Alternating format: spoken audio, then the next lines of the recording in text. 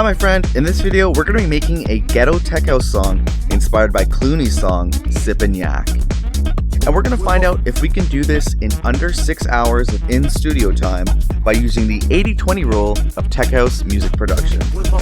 What you're listening to right now is the song that we'll be working on, and what you're looking at right now is the Ableton project file that we'll be working on. In particular, we're going to go over everything as I built it out so you can kind of follow along as you're creating your own tracks, which means we'll be starting with the drums, moving on to the bass, then getting onto all the melodic elements like the synths and the vocals, and then doing a final mix and master. All in all, this did take me about 5 to 6 hours to make, mixed, mastered, arranged into a completely full song like this. And if you need help finishing songs faster as well, I've made you a completely free bundle of templates, samples, and special bonuses that I use to completely finish a new song like this every single week. Visit the link that's on screen now or in the description to grab the ultimate song finishing toolkit for free. And if you want to take things to the next level, you can also find a link to this video's project files in the description as well. But with that said, let's jump into this. Alright. So the first thing that I usually build out when creating drums is the kick drum. So let's take a look at that first. So first thing is having a look at the pattern. So it's just kind of your classic 4 on the floor kick pattern with like a little trick at the end right here. It's almost like a little fill that happens at the end of every 2 bars. In addition to that, there's also kind of this extended kick that happens,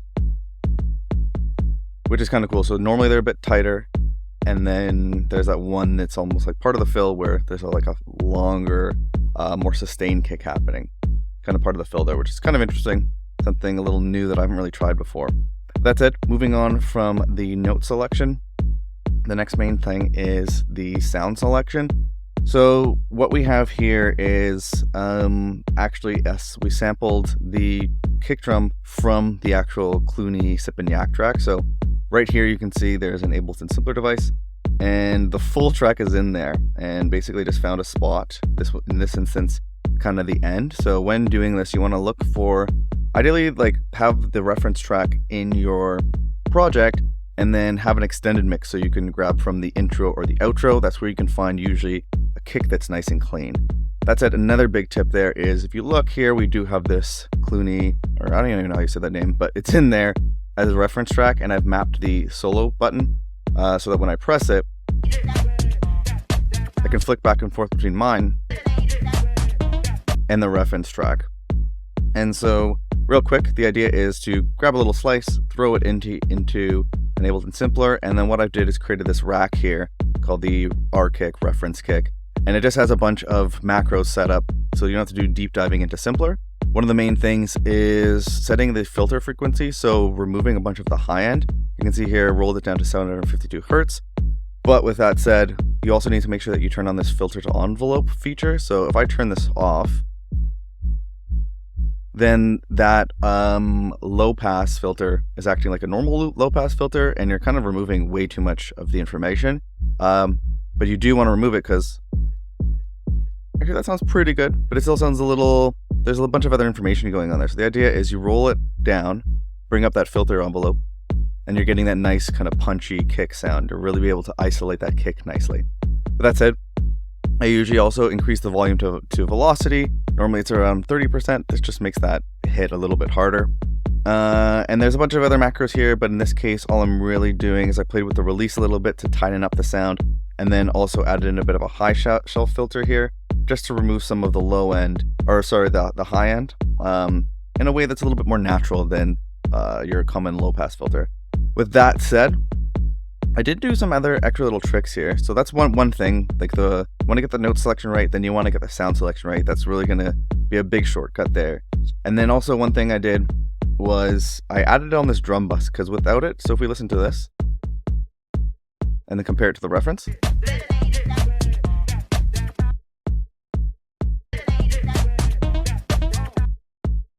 sounds close, but it felt like it was missing some kind of body. So I added in this drum bus, added a bit of drive, dampened it to 3000 or 3 kilohertz here, increased the transient a bit so it's a little bit punchier, and then increase the boom all the way, and it's at F sharp. I'm not 100% sure if this is in key, but the idea is you do want, potentially, if you're shaping the kick drum, sometimes it could be good to have it in key. You don't always want it to be in the exact key of the song. So if the song is in F sharp, you might not want to have your kick in F sharp, because then there could be clashing frequencies, but it can be a good idea to have them in the similar scale so that it's harmonically makes sense.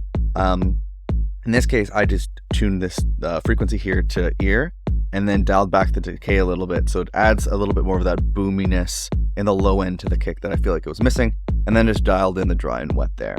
So other than that, the main thing though, when building this out against the reference track, is the volume. So let's have a listen.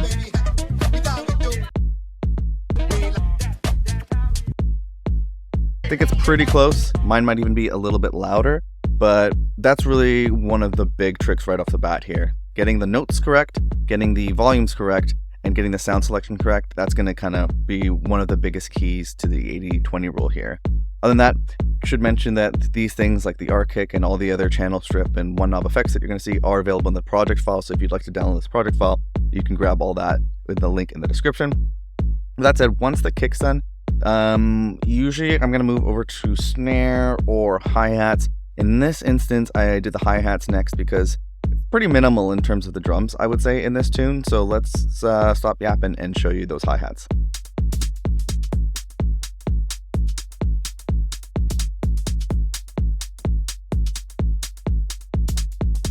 And let's flick to the reference.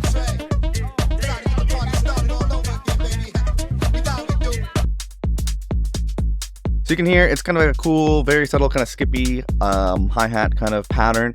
And so what I did was, usually I'll start with this. So it's like the offbeat, kind of classic hi-hat sound and position that you'll usually hear. It kind of drives the track forward. So I'll usually start with that. So I found one sound here.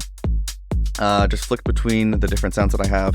I set up this rack so it's like a little selector, so you can move this to change the sounds as you're flicking back and forth between yours and the reference so that you can find the right sound.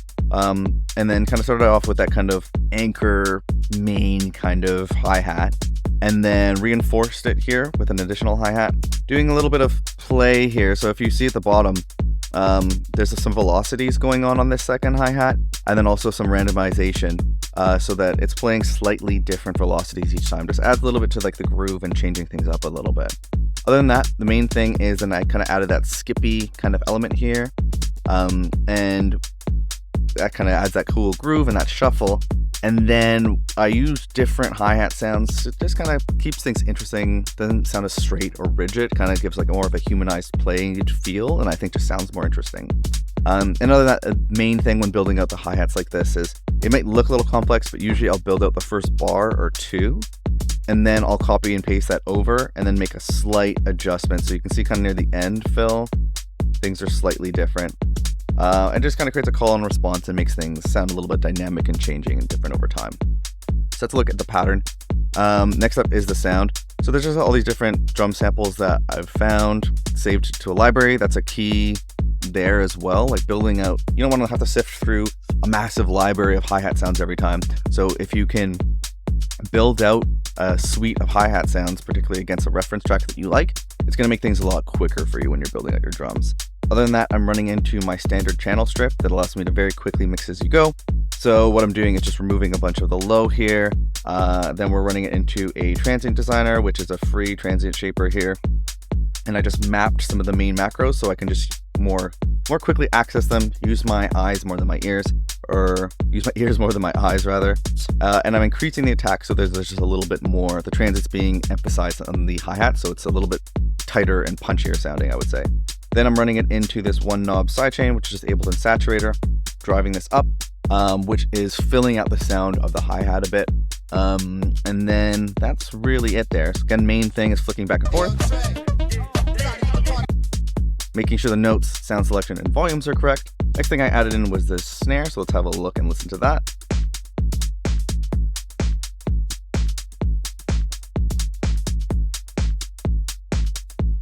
As well as this little fill. Okay, so other than that, main thing is it's just like a snare on the classic position for snares and claps. It's on the 2 and the 4 within the beat, and then flicking back and forth. It's a cool kind of like sampled snare for sure. I didn't hear any claps, so I focused on the snare. Just flick between my sounds here, using that or the selector to figure out like a similar sound. And that's really it. Then other kind of processing going on here, classic stuff with the channel strip, removing some of the lows very quickly. I actually set this so that the 200 Hz is always cut at this point, which is kind of a classic move I usually do for anything except for like the kick and the bass elements. And this way it's just automatically happening and you can just make quick adjustments. You don't have to always do the moves that you're doing all the time. You can set up your channel strips, you can set up your devices like this, default devices, so that they're ready to go. I guess quick tip, I can show you how to do that. So you just like on any of these devices, you right click it and you press save as default preset. And every time you load an EQ8 in this example, it would have this cut already built in. Other than that, we're just running into a little bit of Ableton Saturator to fill out the snare sound a little bit, add a bit more of that cool kind of like vintage undergroundy grit to it as well. Next up is this open hi-hat sound.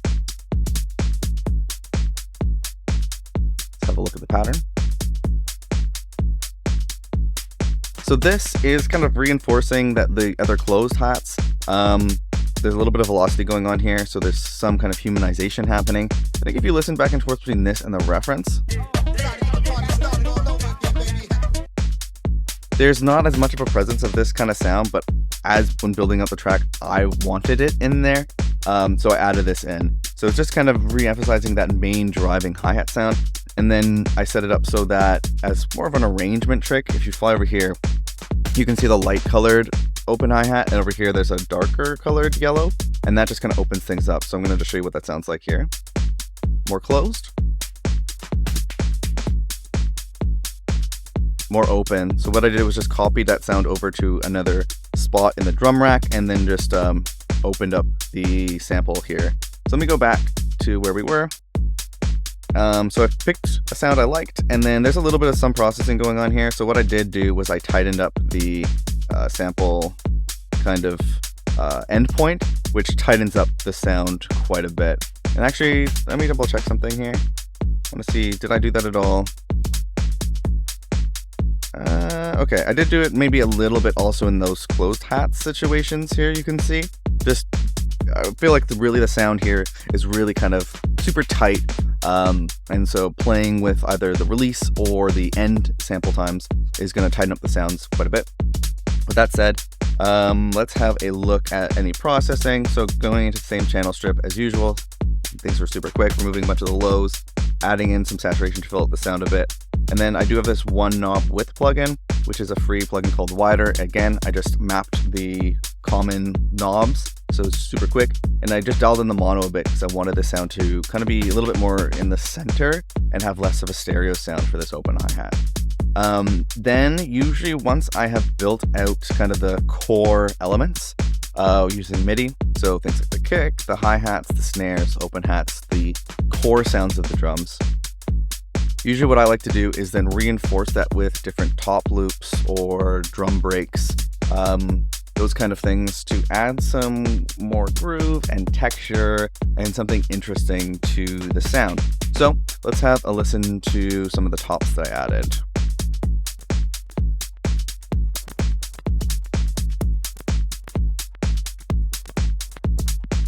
It's a bit of a weird one. I want to solo this actually.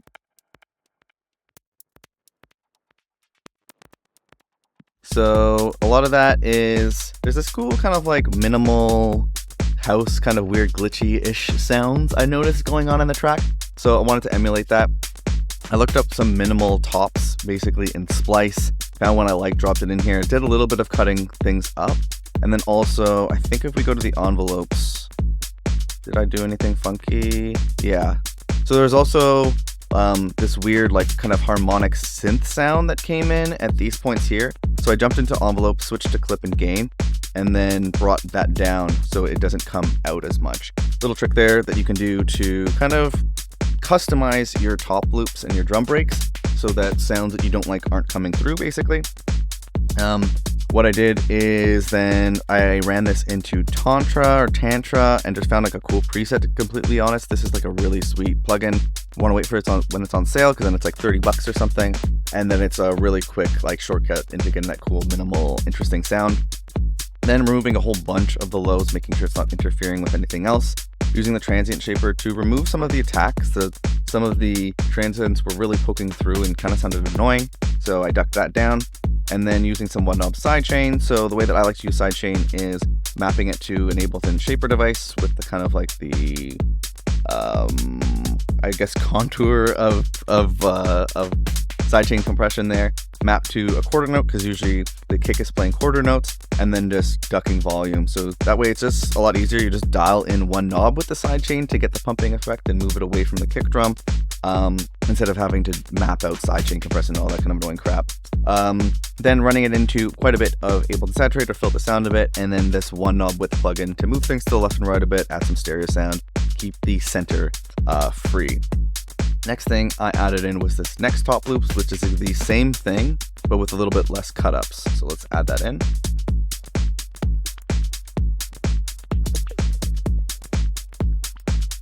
It's freaking cool, but it's subtle. So let me solo it for you as well.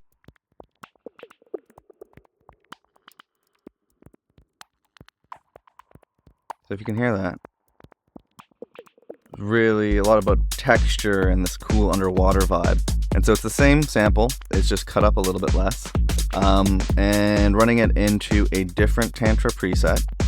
And then something I do is sometimes brings down the mix a little bit, so some of the original samples coming through. So this is mixed down to 93% out of 100. Removing a bunch of the lows on this, a little bit of sidechain so it's pumping and moving out of the way of the kick, and that's really it there. Then the last thing that I added was this last little break.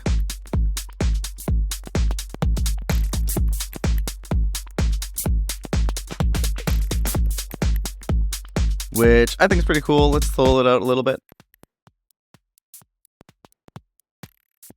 Very subtle, but it's kind of adding some extra hi-hat, kind of open hat little grooves, some extra little kind of like snare kind of fills, and those little subtle things. It's very subtle. It's very much adding to the rest of everything. You can see the main core elements have been built out like by hand, and then using these things to add in a little bit of extra groove and character and like that extra little bit of polish and professionalism to the sound. So just found some cool break on splice, and then removed a bunch of the lows, removed some of the sustain so that the sound is a lot tighter. I usually like to bring back the sustain on the top loops too. I feel like that helps it blend in and let the core elements shine through a little bit more. Same thing with sidechain, adding that pumping sound, letting the other elements come through a bit more, and then some saturation to fill out the sound a little bit. I do wonder if I did, that's not the wrong one. I want to see, sometimes another trick here is to, when on beats mode, make sure it's on transients, switch it to this little bit here, and you can drag down the transients. Normally it's at 100, you can bring this down a bit. And then I'm also doing a little bit of clip automation here. So I was removing, there was kind of like a kick drum in this sound, and I've removed most of that kick drum with that clip envelope gain automation here. And sometimes it comes through, so it adds a little bit of like a fill and some kind of cool bounce to it. Yeah, that's a look at the drums. I'll do a quick run through of see if I did anything. I did do a little bit of work on the bus, which I'll get into. I'm gonna make a mixing and mastering video on this, but just a little bit of parallel compression, a little bit of saturation, and a little bit of clipping to cut off a bit of the tops of the transients there. All right. So let's take a look at the bass. So to start off, let's just have a listen to it with the drums and without the drums.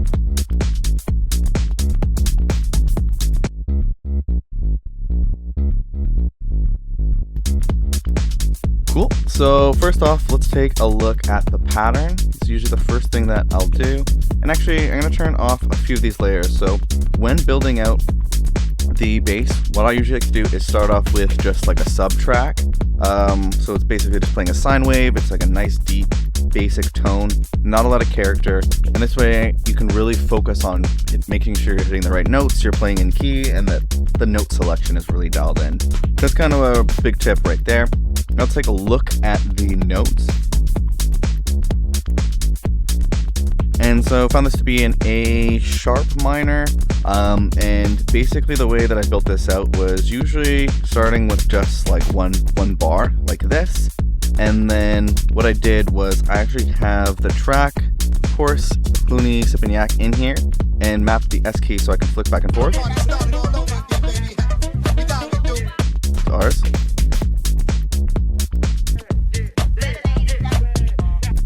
So it's similar, it's not the exact same, that's kind of what I was going for, that way it can be used as an actual track to release at some point. Main thing that I did when listening back and forth to this is those kind of like accent notes, do, do, do, do, do, do, do. That's kind of what I was keying in on. So I built those out first, so I feel like it sounded more like this at first. It's kind of getting those main notes in just by flicking back and forth, using my ear. And then I added in these additional notes on the C sharp here that I've muted. It added more like a cool rolling kind of feel that I like. So let me throw that back on.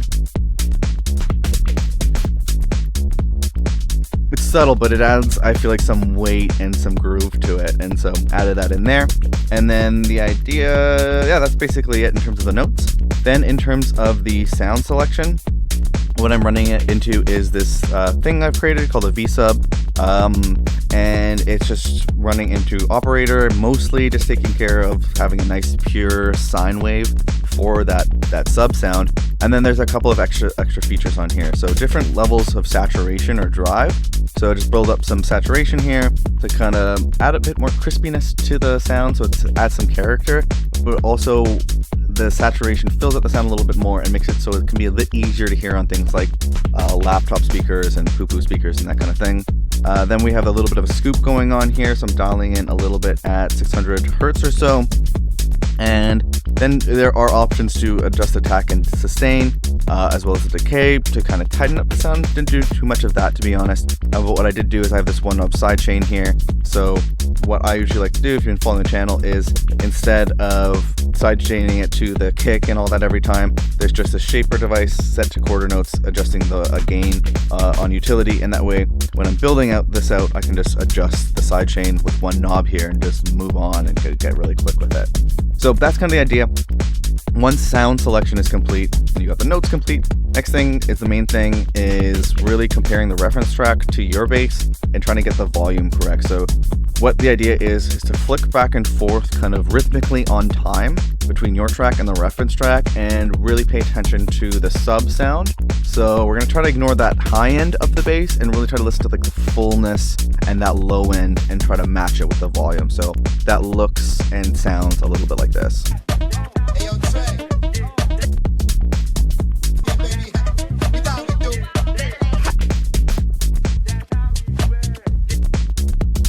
Sounds close, I would say, or as close as it's going to get, but like that is a quick trick right there. So now we're sounding pretty full, it's pretty, the bass notes are correct. The next thing I like to do is add in an additional mid-bass layer, and this main thing is to handle kind of more that character and the vibe of the bass. So let me turn that on and let you listen to that for a bit.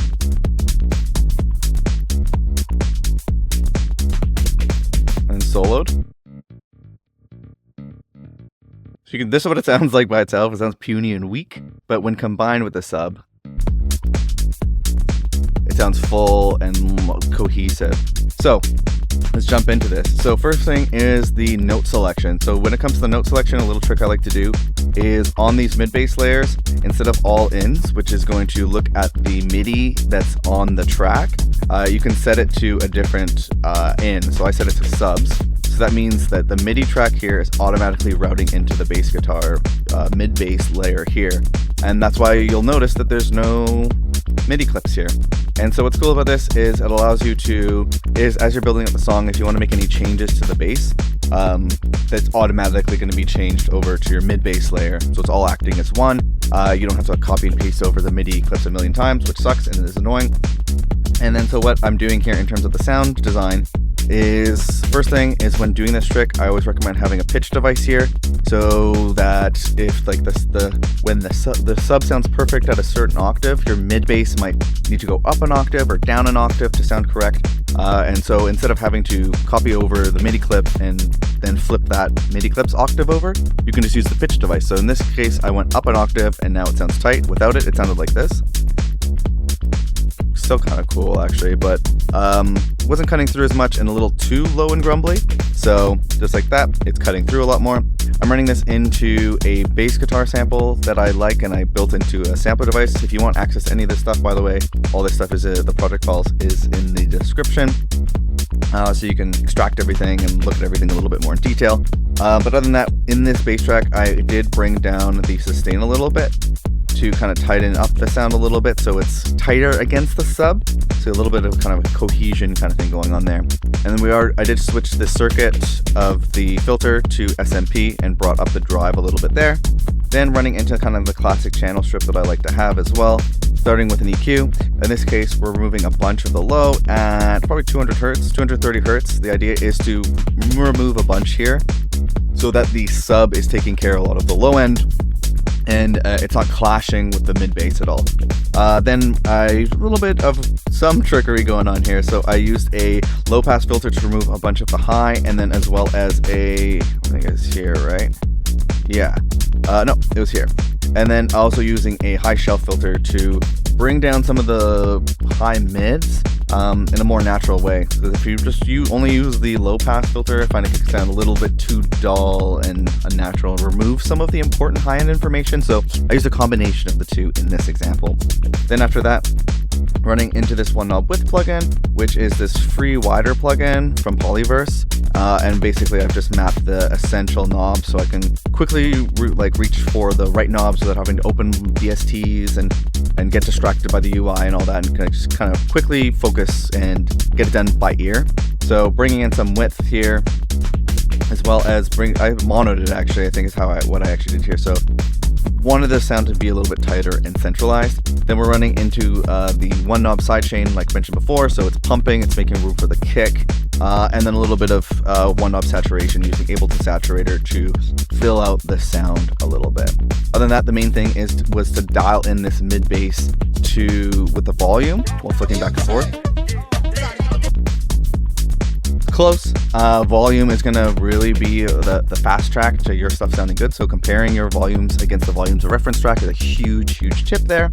And then other than that, another cool thing about having the subs and mid bass separate, as you could have hopefully caught on there, was while having them as separate tracks, you have one that's really focused on the low end, and you have another one that's more focused on the vibe and kind of the character and the sound design. So you can build out the sound of that mid bass without having to worry about how any of the processing is affecting the low end, because that's on a completely separate track. Other than that, I'm running it into a little bit of group processing here. I'm going to go over this in a future portion of the video or another video, but basically just doing a little bit of New York style parallel compression, a little bit of saturation, which is also actually being done in parallel, and then a little bit of clipping just to get rid of some of the tops, add some headroom, makes things a little bit easier during the final mastering stage. All right. So when it comes to kind of the synths and vocals in this one, there's not too many elements. Really kind of the drums and the bass are kind of driving most of the track. With that said, let's take a look at it. So it's actually kind of interesting. There's actually only four tracks in terms of the melodic elements here. And so kind of, I would say my approach to this was to start with the vocals, because that really seems kind of like the main melodic element that's driving things in. And so what I did, let's have a look at this first. So I used the tune, what tune did I use actually? All Caps by Mad Villain. And basically just found something that was in like the top charts in the Rap Caviar playlist.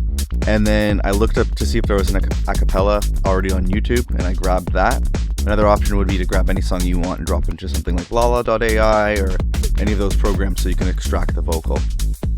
So then I kind of worked on this first part here, so I'll just jump into it. I will say in advance that some of the timing is a little bit off, I would say, and it sounds good and bad. Let's just take a listen to it first. So nasty that it's probably somewhat of a travesty having me. Then he told the people you can call me your majesty. Keep your battery charged, you know it won't stick, yo. And it's not his fault you kick slow. Should've let your trick hold your sick glow. Plus nobody couldn't do nothing once he let the brain go. And you know I know that's a bunch of snow. The beat is so butter. Let's say in the back half there, it sounds a lot better. Basically, I just dropped it into Ableton, played a little bit around with the beat markers. I switched it to Complex Pro, played a little bit around with the formants and the envelope there, and that's just really about it. In terms of the processing on that, I'm using this cool thing. My buddy John showed me this. John Alpine, shout out my buddy John. Using Nektar 3 and an LFO. The idea is you map the LFO to the pitch formant in this plugin and adjust the, like around 50% would be where it's like neutral, nothing's happening. So it's going between 46, so it's bringing the pitch down a bit, and it's bringing the pitch up a bit by 5%. So if you hear the vocal, if you kind of hear it, you can hear it kind of like slowly morphing. Getting higher, and then getting lower. Right there, it's pretty low. So it's kind of cool, just way to make a subtle way to make things sound interesting, I would say. And this is kind of look at Nektar. It's using the pitch right here as the main thing, just adjusting that so it's slightly kind of making it sound deeper and higher and changing it, just kind of dynamic and changing over time. So that's a cool little trick there. Then the next thing is running into the standard channel strip that I usually have, which is starting off with an EQ. I always set it to be usually cutting off around 200 hertz right away because it's a move that I always make. So that way I throw on the channel strip, or the channel strip is on by default. That way I don't need to make a move that I'm going to make anyway. So that's always getting rid of the low, making room for the kick and the bass. And then I'm shelving a bit of the high here. Just kind of trying to mix in the vocal just a little bit there. Other than that, usually run into a transient shaper, but I'm not doing that here. And then we have this one knob sidechain, so it's adding that sidechain pumping effect, which makes room for the kick and the bass, as well as kind of gives it a cool groove, I would say, as well. And I like running it like this with a shaper device, and it's just running to quarter notes, and it's just ducking some volume. That way it's a one knob sidechain instead of having to do all this compressor routing and all this kind of stuff. I just like to do it really quick. And then running into a bit of saturation. I think that's quite a bit of saturation, 7 decibels, using Ableton Saturator to kind of fill up the sound a little bit and add a bit more of that kind of grittier, kind of old school sound in a way. And then lastly, using this width plugin here to just make it a bit more mono, so bring the vocals into the center a bit more. And using this free wider plugin, and basically what I've just done is mapped the key knobs to an Ableton rack, so it's just a lot easier to just work with. All this is available in the project files if you want to grab this. This is kind of the standard channel strip that I have set up to go on every audio track and every MIDI track. With that said, I want to show you a little bit of arrangement things that I kind of did with the vocal. So at certain points, it's just fully playing sort of like this. Got the masses and show them what they know now. Two flows of hot molasses. Do it like the robot, the head spin to boogaloo. Took a few minutes to convince the. But then I also did little cut ups like this. So it's full. And then just repeat that last line a little bit right here.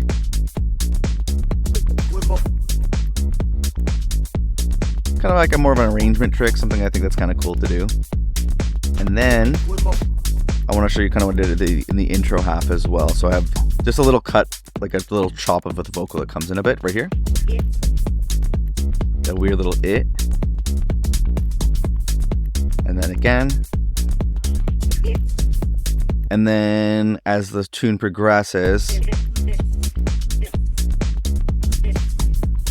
just felt like it needed a little bit something more. This is the same vocal,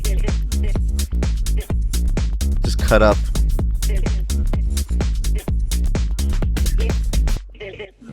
Kind of sounds interesting, I think. Again, it's a very minimal track, so just stuff like that's really cool.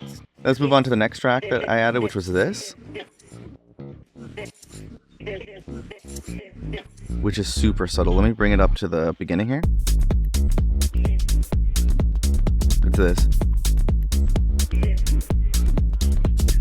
Solo it.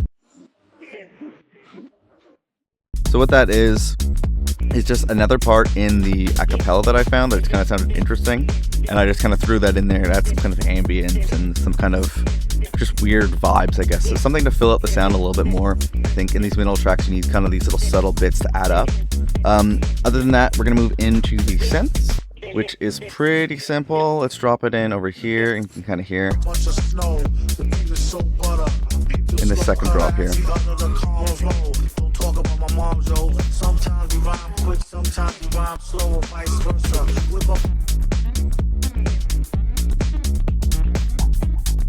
Can you hear that? You solo it?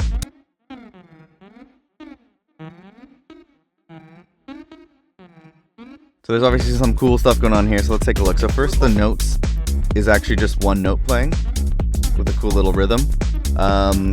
And I actually should say, like, the idea was to flick back and forth between this and the reference track to set the volumes. That's a big thing that I usually mention in my videos. But let's keep working through this. So what's going on here is I ran this into Synplant. And what I did is I have the song Sippin Yak in the DAW here as a reference. And I also found a little cut where there was like a synth sound in, like, as isolated as I could find it. Let's see if I could find the slice. Basically just looked through like this Cloonee Sippin Yak track here, and then tried to find a spot where the synth was playing by itself, and then I cut it. I can't seem to find it, unfortunately. I cut it and I dragged it into this synth here called Synplant, and when you drop it in here, it creates all these little, it uses AI to try to mimic the sound basically.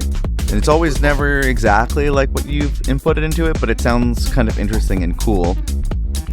And then what I've done is, if we go here, there's kind of these standard effects that you can have onto it. And so I mapped the tuning to, I believe, an LFO. Yeah, so I have an LFO just kind of wiggling around the tuning, and that's why it kind of sounds weird and moving, even though it's only just one note. Then after that, I'm running it into that same kind of Nektar LFO combination, this time bringing it down further, so it's going, also bringing the pitch down. This 27% level, and the highest it's going is 37, so it's mostly kind of doing this cool like dragging pull down effect. Then running it into some EQ, the standard channel strip situation, removing a bunch of the lows, shelving out some of the highs to mix it in, keep a lot of the low space, mainly just want the bass and the kick to take care of that. Then we have some one knob sidechain for pumping and moving it away from the kick as well, and then some Ableton saturation to fill up the sound a bit. And then we're using this width plugin. We're actually using the width feature of it to kind of push things to the left and right a bit, make it more stereo, and then make it so that the middle is, that's mainly for the kind of the vocals to take care of. Then with that said, running it into this next synth here that we have. So let me turn that on and we'll have a listen to that.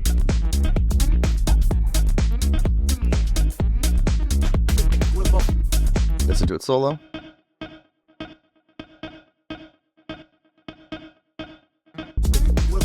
Okay, so we're doing some cool stuff with this one too, I would say. So again, it's like the same just like pattern as that previous synth. However, if we look at it, so this first note is starting on like the, whatever this is, in between the 1 and the 1.2. And I believe this one is on. So this one starts on the 1. And basically what I did was I took this same pattern and I just moved the entire thing over. So they're kind of like, it's like almost like an echo. They're kind of bouncing off of each other in a cool way. I think I kind of heard something similar to that in the original track. And that's how I got that kind of cool skipping, bouncing, call and response kind of thing going on there. In terms of the processing, Synplant again, I ran that into, I think it was the same sound. When you do drop stuff into Synplant, I wish I would remember it, but it'll show like all this cool little branches of different AI combinations that it came up with, so you can just pick a different one, and so it sounds similar but a little bit different. And then what I'm running that into is, I guess I was trying the Nektar thing, but I turned it off. And that's really it there, because then we're just running into the same channel strip, removing some of the lows, shelving out some of the highs, sidechain for pumping and making room, saturation for filling out the sound, and again some width to push to the left and right. And that is a look at all the melodic stuff for this track. Alright. So, when it comes to mixing and mastering, there's a couple things I want to mention kind of right off the bat here. One of the main things is I usually mix as I go, and that's going to get me kind of like 80% there in terms of the mix. And so if you want to check out the previous videos on drums and bass and all that, I do go over things one by one.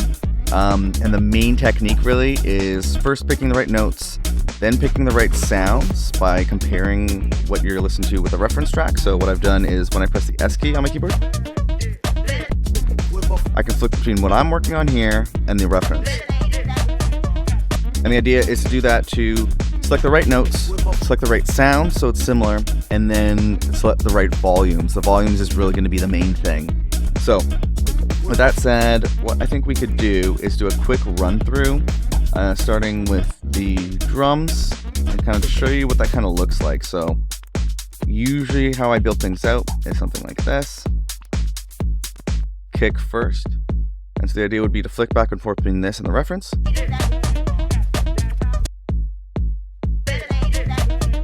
So in this case, I feel like the kick is sounding similar and has a similar volume level.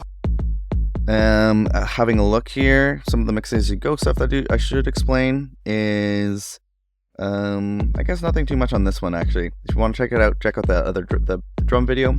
Next thing is let's add in the hi-hat, so let's turn that on. Let's flick back and forth between this and the reference.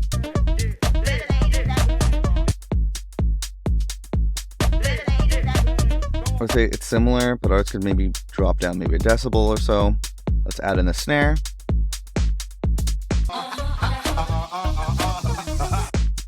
The snare sounds are different.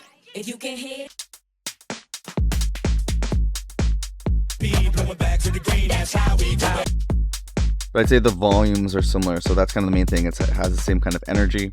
Let's do the open hi-hat. Listen back and forth. This is where I kind of deviated from the original. It doesn't have too much of this open hi-hat sound, so I'm not going to spend too much time on that. And then let's add in these tops. Here's add them all in at once. If you can hit it all night long, celebrities in the VIP blowing back to the. So I'd say generally similar kind of like power and energy level, and like the volume seem pretty similar, so I'd be pretty happy with that. The next thing I would do is normally I would go through the entire track and then come back to this, because there is some bus processing. So let me go over that kind of in the order as I do it so you can kind of follow along in a similar process. So the next thing I would be doing is building in the bass. So usually it would start off like this. Similar concept. So when building up the bass, the idea is to get the right notes, get a similar sound, and then get the right volume levels. In particular, I like to mix with a separate sub track versus a bass guitar track, or like a mid bass kind of sound. That way the sub track, in terms of mixing, you really just focus that on make sure it's kind of carrying the low end in particular. So let's flick back and forth between the reference track and what we have, and kind of mostly pay attention to the fullness and the volume of the sub sound.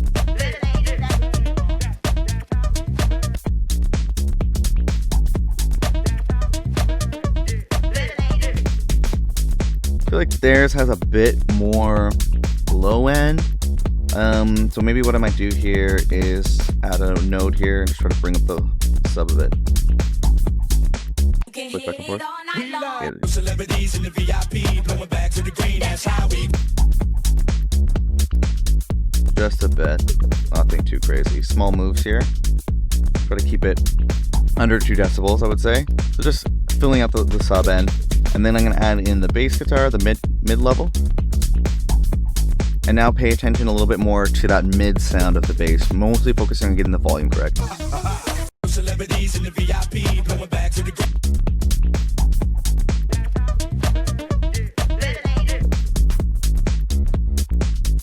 So if anything, I think maybe ours we can bring down some of the high end, because it sounds a little bit louder, and it sounds mostly louder in like the higher end to me. Go back to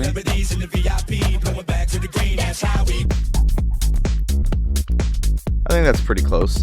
And then we'll just quickly rip through this melodic stuff here.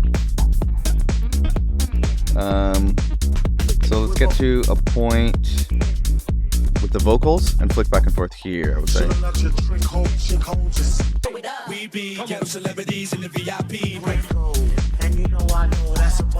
Ours could be louder, I would say, to match the volume level of the vocals.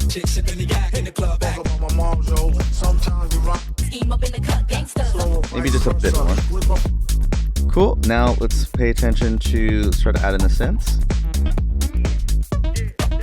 Okay, so that's what we're listening for. Definitely, we can increase the volume of that high synth, so let's just increase that by a couple decibels. Get back there. Now here. Let's get to find that synth. There it is. And flick back and forth. Maybe a little louder even.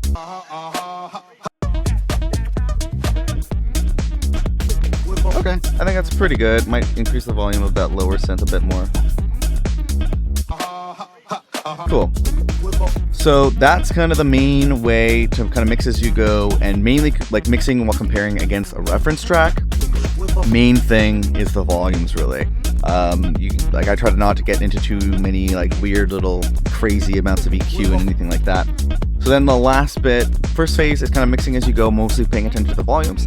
Second phase for me is usually some kind of group processing. It's also called bus processing. I'll show you how we do it, or how I do it at least. So on the drums track, what I have here is this preset here, Punch in Parallel. I think I saw this trick to use this preset in particular from Kick and Bass, is another YouTube channel, I think. So the idea is you're having some way more intense compression going on, and you dial it in only a bit. So I like it more subtle, so I only have 10% of this going on, and so it kind of, this technique, also called New York compression, can add to the fullness, kind of tighten up the sound a little bit, and I kind of kept it quite subtle. I'm usually going for subtlety when it comes to mixing, personally at least. Then running into an Ableton saturator, and again, only dialing in a bit, so it's about 23% here. This is kind of giving that effect of everything running through the same saturation, so everything's kind of gluing together in a way, similar to the compression. The idea is like having all these elements going through the same processing, glues them together, adds the character to everything at the same time. And then the last thing, which I think is almost kind of one of the most important thing, is throwing a clipper. And usually what I'm aiming for here is about a decibel clipped. Mostly also making sure that you are using your ears to make sure that it's not sounding too clipped and distorted and crappy. And so I use this K-Clip plugin. I like this link feature so that I can bring, as I'm creating this track, volumes is super important. So what I like is to get to this 1 decibel clipped. As I'm say increasing or decreasing the volume, it's automatically matching the output. That way all the moves that I made for volume, setting the volumes correctly, is being preserved. So just adjust this so that we're getting about a decibel clipped. It's just cutting off some of the transients, and this is going to, in a subtle way, it's almost like creating headroom and making it so that when we are going for the final mastering stage, the clippers and limiters in the final mastering stage don't need to work as hard, and we're going to get a tighter, louder mix, essentially. So that's a look at what's been done for the drums. Then very similar moves being made on the bass. So what we're running again is looking for like 5 to 10 decibels of gain reduction on the parallel processing here. Using the same bass punch and parallel preset and dialing it at about 12%. Again, it's kind of tightening things up, filling up the bass sound a little bit. Then again, we're running into a saturator. So this is filling up the sound a bit more, giving it that cohesion of running through the same saturation. Dialed in very lightly here at 7%. And then the same move with the clipper here. So aiming for around a decibel clipped. And that's kind of a look at that. I guess also the ceiling, I drop it by 0.2 to make sure nothing goes too high above it. Then last thing is the melodic elements. It's running through similar processing again. So we're running it through that punch and parallel preset as well, aiming between 5 and 10 decibels gain reduction, which is quite a lot. But we're only dialing it in a bit at 12%, so it's not too crazy. Running it into OTT, which it can add like kind of a little bit more presence and in your faceness to sounds. I don't always like throwing it on, but sometimes with melodic stuff, I feel like it can help make things sound more present and full. And particularly when, as you've seen in the previous videos, there's only, and in this one too, there's only about 3 or 4 melodic tracks. So they need to be a little bit fatter and more in your face. But again, only dialing it in very lightly at 11%. Then we're running into the same saturator. This time a bit more at 28%. And then lastly into a K-clip as well. This one is clipping quite a bit more. And yeah, this one I guess is between 3 and 4 clipped. And let's see, I guess that's it. Then we can move into the mastering. So once that's all pretty tight, I should mention also, the way that I do the mastering, like right now the mastering chain is completely off. And when I make the YouTube videos that you've seen, you've actually been hearing them with the mastering off. And the reason I do that is I also have to drop the master here 13 decibels down. And that's just because of like the recording software that I use. Like it's screen recording. If it's too loud, it'll clip the crap out of the screen recording software and sound like poo. So this is not a final thing. Usually what I'll do is I'll set this to 0 when I'm exporting. And I also turn off this mastering chain because I'm also using a MacBook Air, the M1 version, and it's amazing, but I do like to mix and master all in like the same project, so that creates areas where it could actually start overloading near the end of it. So that will happen here. So what I want to do is potentially kind of show you how I do it without it screwing up as much as possible. Let's give this a try here. So I'm going to turn off all the mastering. It's a pretty simple chain I run through almost every single time. So let's have a look. So first thing is I have this utility that is going to potentially drop the gain because I want to run this into this compressor here.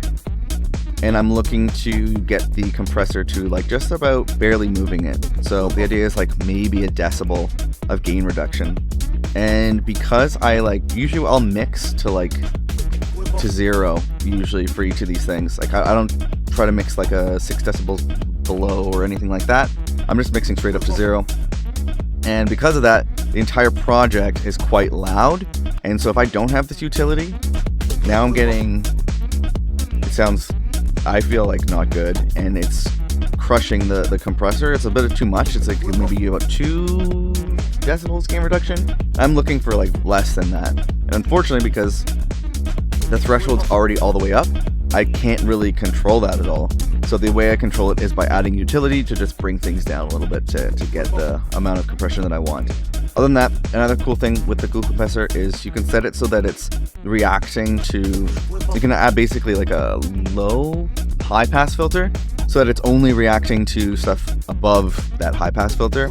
And this way, if you bring this down, it's reacting to the entire track, and the kick drum and the bass is like dominating it and like pushing the gain reduction way higher than it needs to be.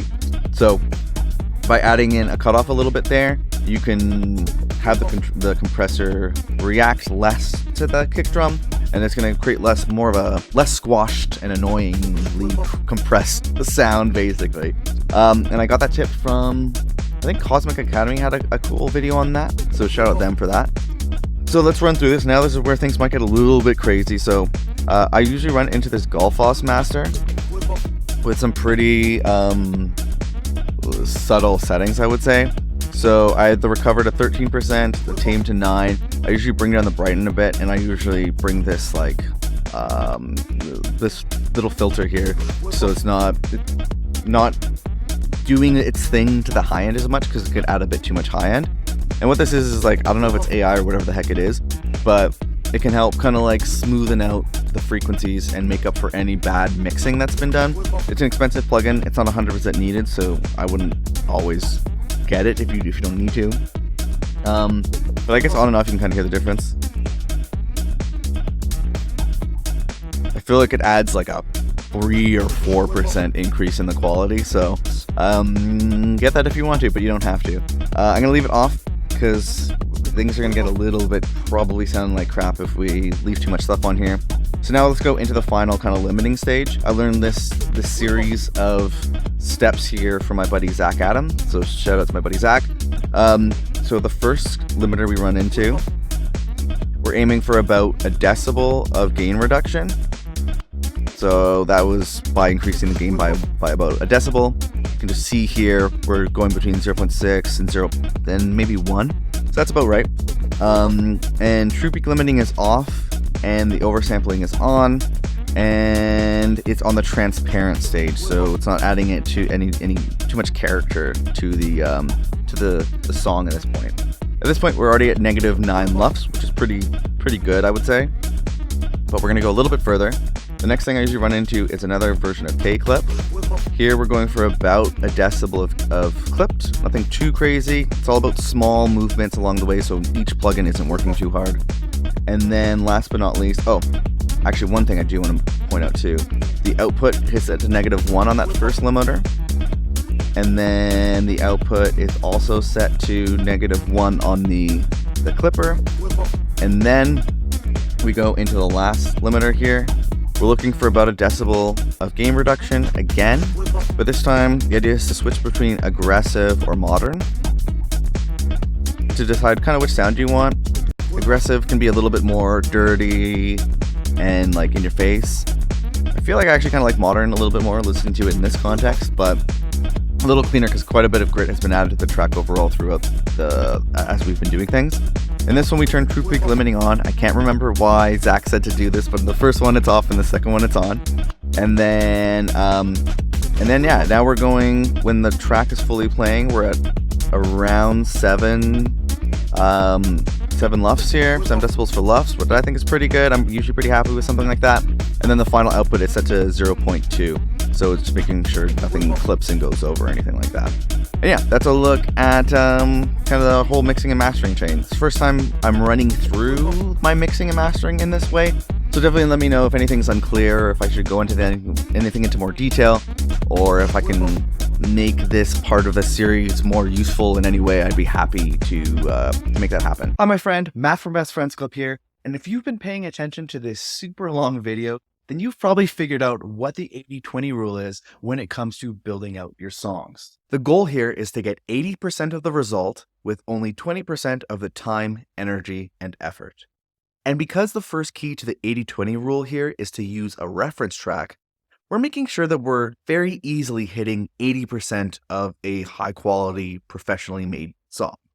In particular, we use that reference track to make sure that we're picking the right notes, sounds, and volumes as we're building out our song. The second key of the 80-20 rule here is to mix as you go in an extremely streamlined way by only focusing on the volume of each track, as well as using a simple repeatable channel strip for each track that we're adding to our songs. The third and final key is to repurpose your old project files and have a suite of powerful templates, Ableton racks, and one-knob effects that you've personalized and curated over time. If you'd like to get a head start by downloading all the racks, templates, and all the files that you've seen me use in the Ableton project file for this video, or if you'd just like to take a closer look at any of the techniques or tracks you saw me work on in this video at your own pace, you can find a link to this video's project files on screen now and at the second link that's in the YouTube description. I'm recreating a different song from the Beatport top charts every single week and making the project files available to anyone who wants them. You'll also get access to a private Discord where you can ask me and the community questions, as well as share tracks for feedback. If you or your music are not quite ready for a shot in the arm like that, I've also made you a completely free bundle of templates, samples, and special bonuses that have helped me figure out how to completely finish one new song each and every single week. And you can grab that free Ultimate Song Finishing Toolkit by visiting the first link that's in the YouTube description here. However, if you just feel like staying on YouTube for now, that's totally fine. Save that link for later and check out this playlist filled with videos just like the one you just watched, where I completely create songs inspired by tracks found in the Beatport top charts. Or if you really want to take what you've learned in this video to the next level, make sure you check out this video right here.